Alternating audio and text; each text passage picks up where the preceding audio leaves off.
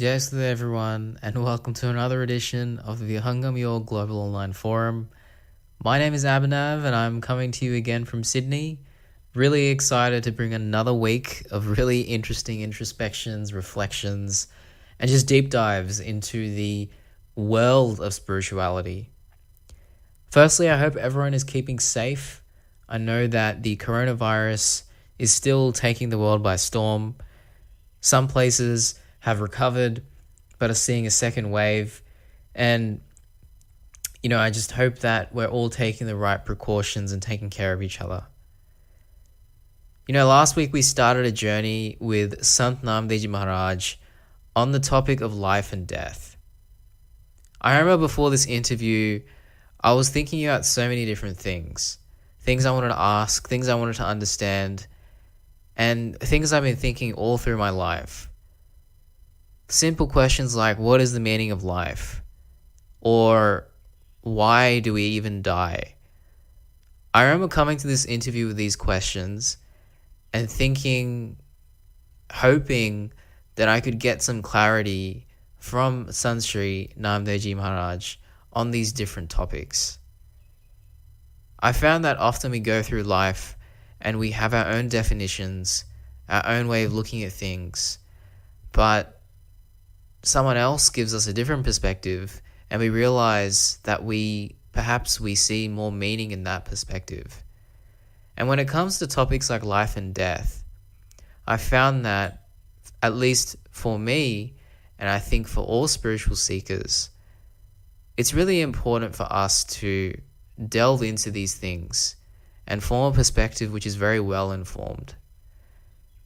Without an understanding of these two things and how important they are or what they mean, it can be difficult to justify or to develop a direction in your life and to face the most difficult part of life for most people, which is the end of life.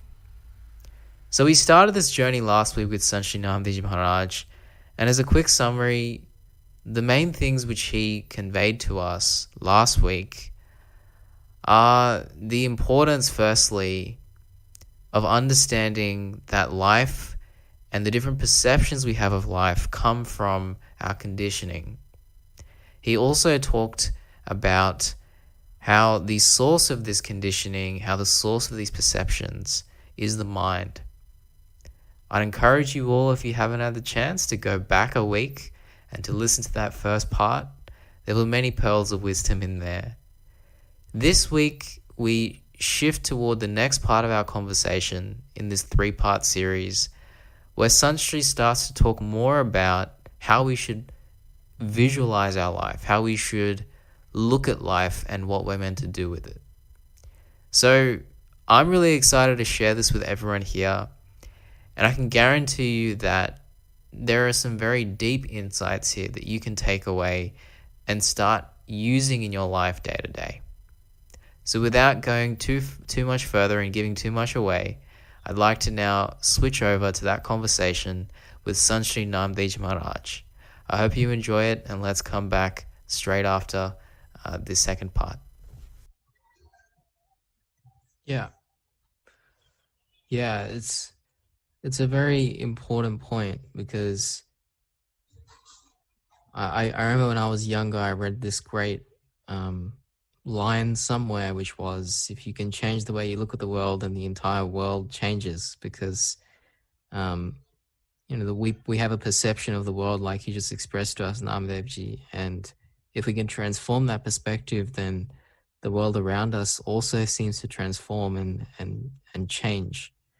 And kind of taking this point further, if we've just heard from you in terms of these wobbly foundations that we often, become self-aware of at some point.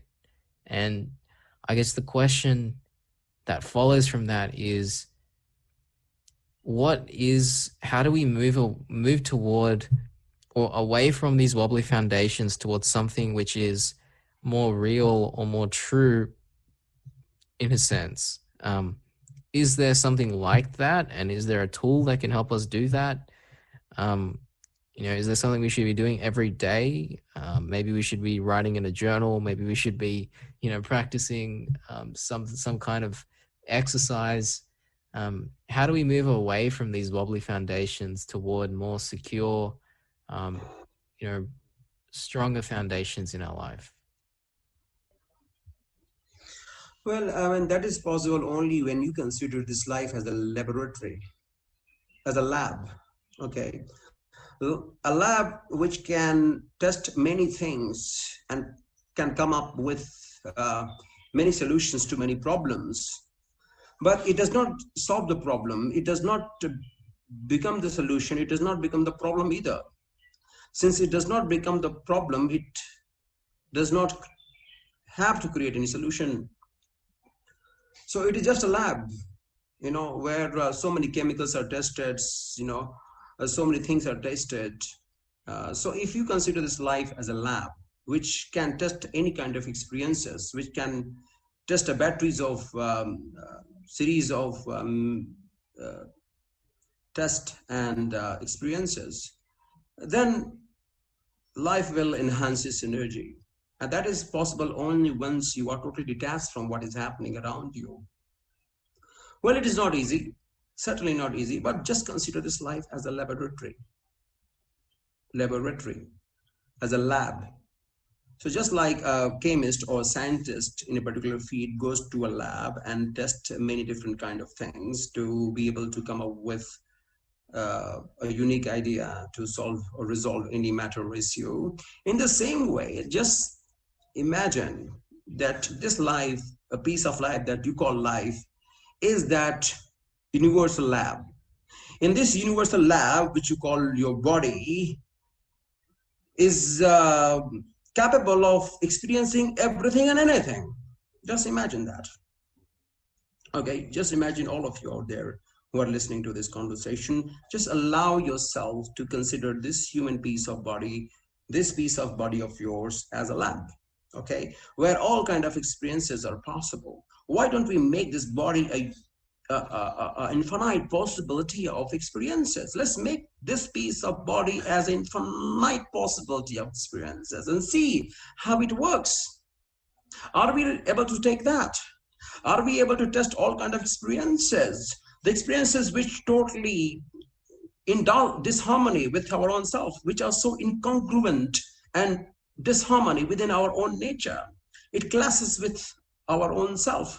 We cannot take it. Oh my God, I cannot take it. I will die. Oh my God, this, that, all of that nonsense. Just please consider this as a lab where you are able to test everything.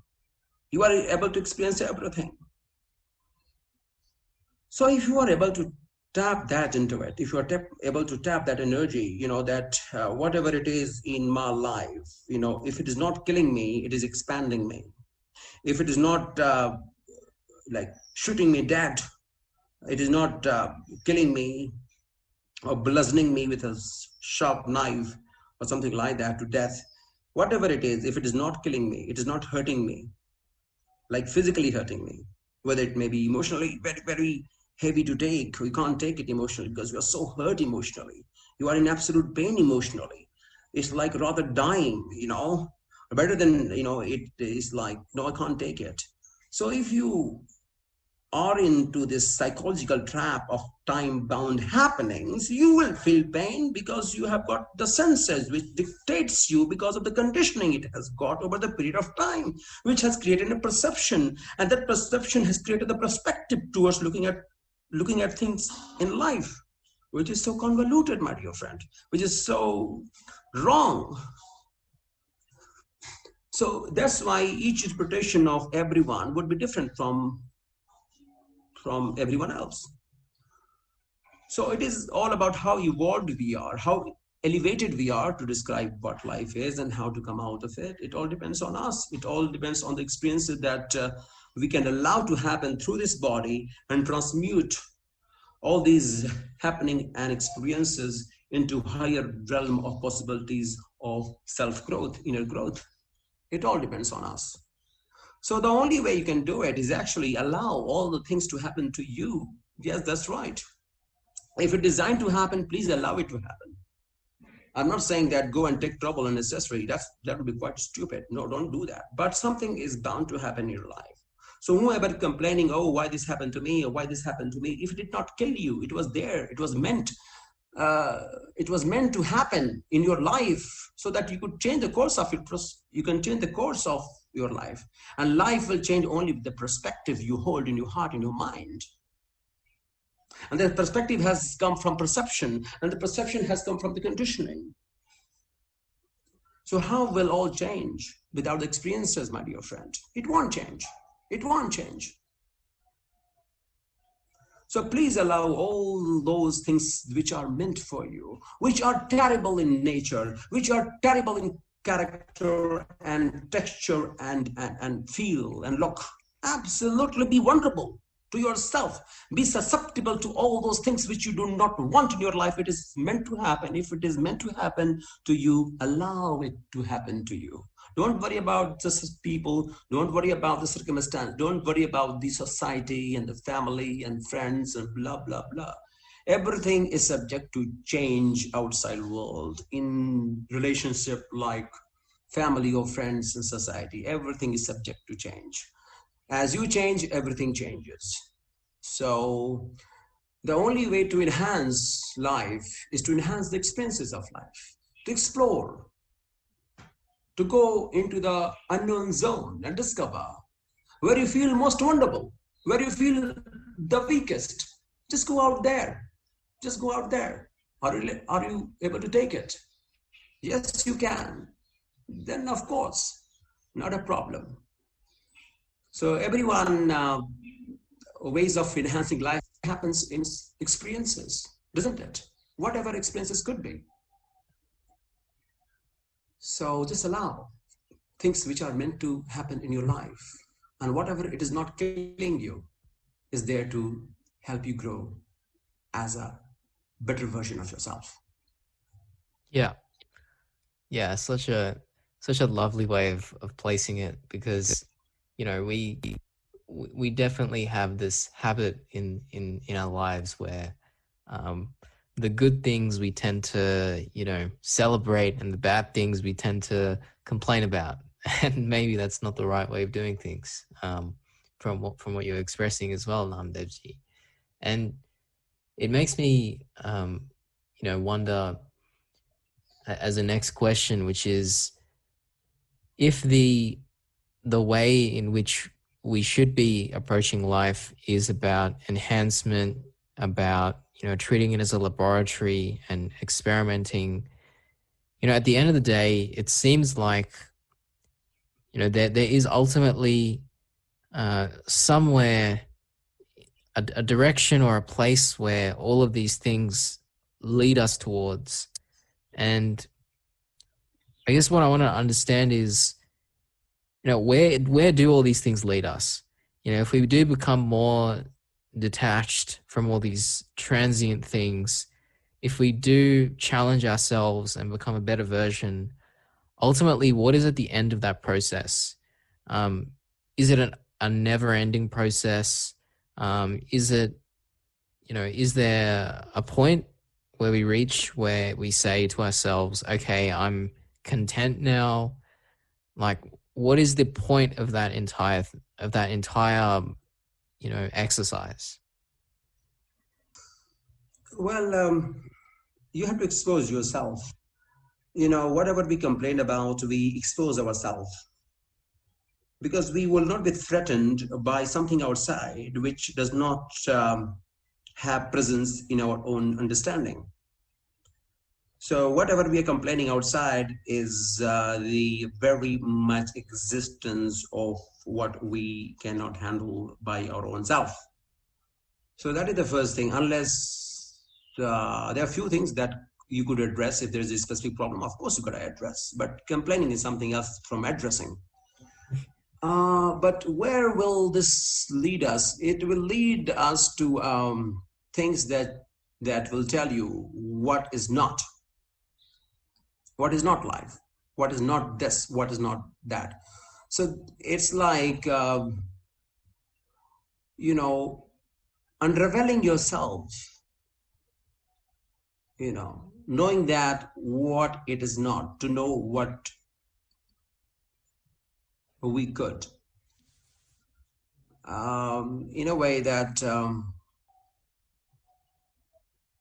it is all about accepting, accepting and transmuting, all about acceptance and transmutation of the happenings of the past, and transmute that into high vibration, and be able to reach to that level where you can attune your energies at a specific point, and from there you operate to do everything in your life. So it is all about reaching that level. That's where it will take you, that you reach, your energies are aligned and attuned to a higher vibration, beyond the perception, beyond the conditioning, beyond the senses. And when you are attuned to that higher possibilities, everything is possible. Everything can happen through this body, So it is all about taking to a place where you know that, these things do not work. This is who we are not. This isn't who we are not. It's all about knowing the knots. And the not and knots, they are, they must be known. So that all the knots are knots, actually, to be very honest with you. So you come to know all the knots which are not, Yeah. So these knots and knots are always there. There is a spelling difference, but both are pronounced, I think, in exactly the same way. So they both look the same. So since you know that these are the knots, you actually come out of the knots. Right. Yeah, that's such an incredible way of looking at it as well, because we overcomplicate life so much, where we degrade ourselves, we look at ourselves critically, but we could just make it so simple and say, this is not who I am. And if only we could understand that, then yeah, I mean, the best thing actually, Abhinavji, here is to realize that, finally, whatever it is, literally making your life miserable, about the other person, if it is about the other person, okay, what the other person has done to you, which actually pains your life, makes your life really wonderful and all of that, you know what? The first thing is to realize that it is very much in you, my dear friend, and you need to forgive yourself first. I'm telling you, if other person comes and apologizes to you and commit himself or herself to kind of give you all that you want in your life, you know what? You will complain even more. So I'm telling you, the first thing to do is to forgive yourself, to realize that it is very much in you that creates the problem, that the binding and the knots that exist within you in such a degree that has created the problem which happens to be seen in outside world. But the problem actually is rooted within. So please pray to God, whoever God you have faith in, and ask for forgiveness. Forgive yourself, my dear friend. Forgive yourself. Just forgive yourself. Just forgive yourself. Because these knots must be realized. And these knots must be realized and not, because that's not the life. So one knot is totally coiled in and curled up. So much of is so scrambled and so kind of so curled up that these knots has to be straightened. And these knots are actually so much deep within us because of our maybe previous life karmas, or has been brought up into a specific thought process. The school of thought has totally been indoctrinated into our mind to think in a specific manner. These knots must be realized. And once you realize that, please ask for guidance. Please do seek guidance. Please do pray. and ask for forgiveness. It is me, my Lord, O Paramatma, He Ishwar, whatever you want to call it, that it is within myself that I feel the way I do. And what I feel and the way I feel is because of my own creation. Because this is what I have created because of, maybe if you cannot fathom out any reason, any specific reason, then maybe your previous life karma, if it does not exist within you, it would not create problem for you outside. It is 100% confirmed. What is not within you, what you are not part of, doesn't matter how bad things are outside, it would not affect you. Not at all. So it all depends on the degree to which you are attached within. If that is resolved, then outside world is not a matter of concern at all. Any happening outside will be totally irrelevant, absolutely irrelevant. Yes. So the first, the most important thing is to forgive yourself and see that, just say that I forgive, please. Like, the only way you can resolve your matter, which is creating problem, when you see it complain and any emotional trauma and you want to blame the world and blah, blah, blah.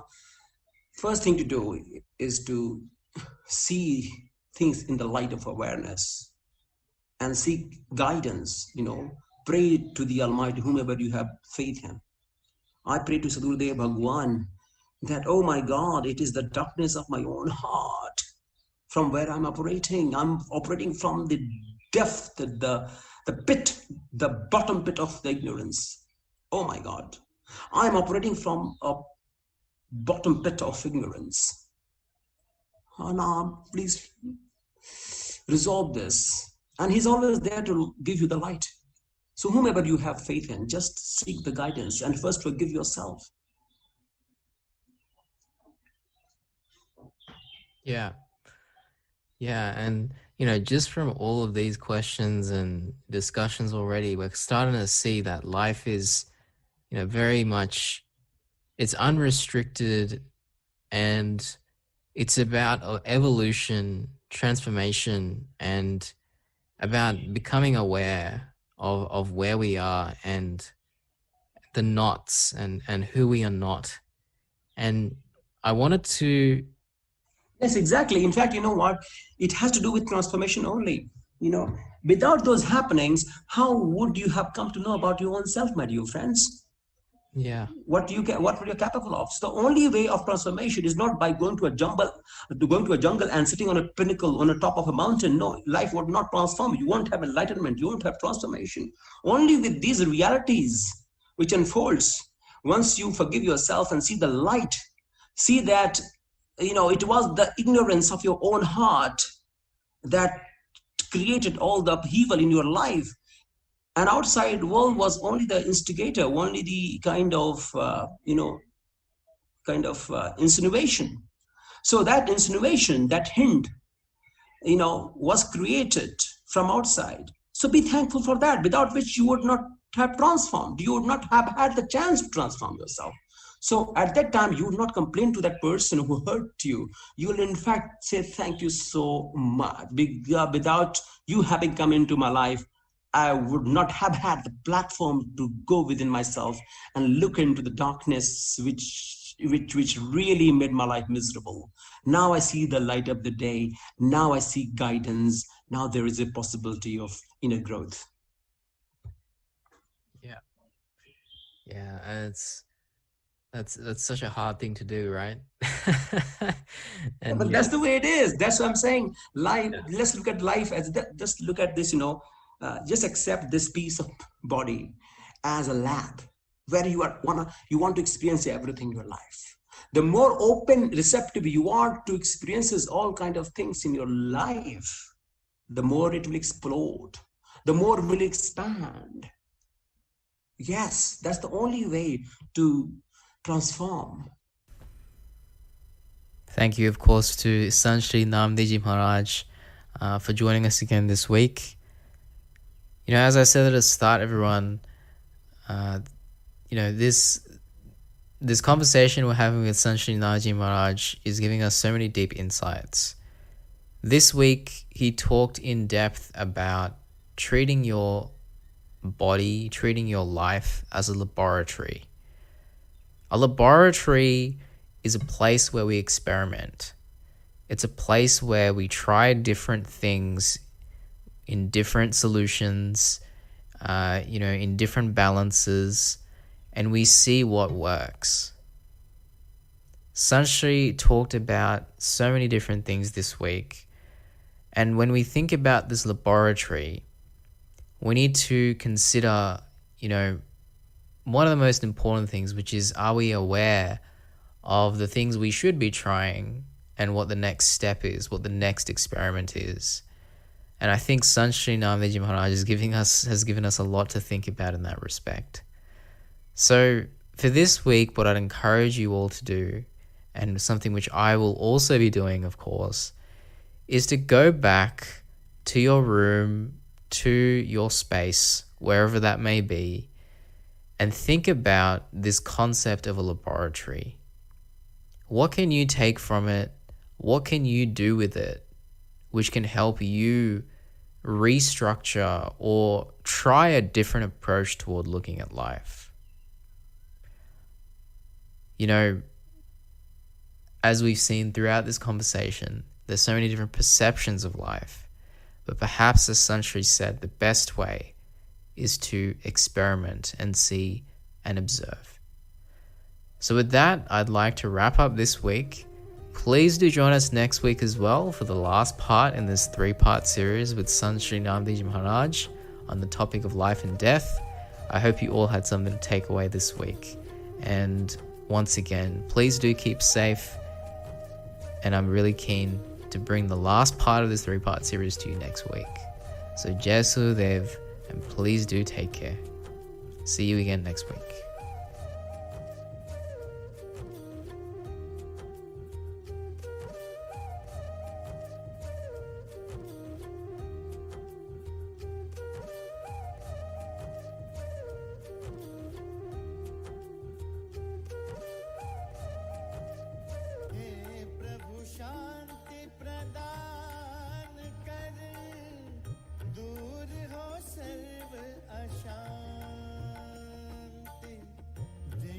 सदा फल शांतिमय, शांति शांति सुख शांति।